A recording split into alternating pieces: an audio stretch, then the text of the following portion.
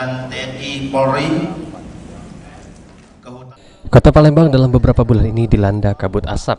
Ini merupakan sisa pembakaran lahan yang terjadi di kawasan Sumatera Selatan.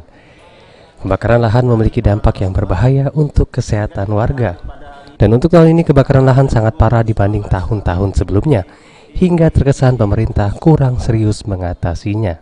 Untuk itu pihak hukum dari Kejaksaan Tinggi Sumatera Selatan bersama TNI dan Polri melakukan upaya hukum bagi pelaku pembakaran lahan. Sebanyak 31 tersangka pembakaran lahan sudah diamankan oleh pihak berwajib dan masih dilakukan penyelidikan lebih lanjut.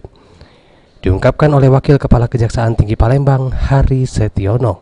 Dan ada beberapa tersangka yang sudah masuk P21, yaitu dari Musi Banyuasin, Ogan Komering Ilir, dan Banyuasin.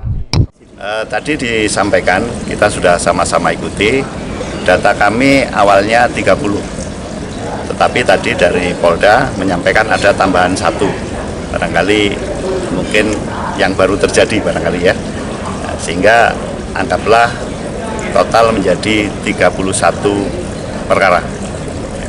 Yang sudah lengkap dan siap? Tadi disampaikan di beberapa Kejari, sudah ada yang dinyatakan P21 atau lengkap. Kalau tidak salah tadi di Muba, kemudian di Oki, maupun di Banyuasin.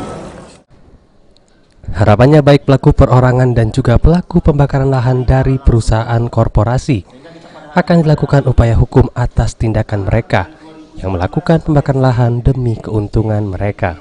Di mana pemerintah juga harus lebih tegas melakukan tekanan terhadap perusahaan korporasi yang terindikasi melakukan pembakaran lahan.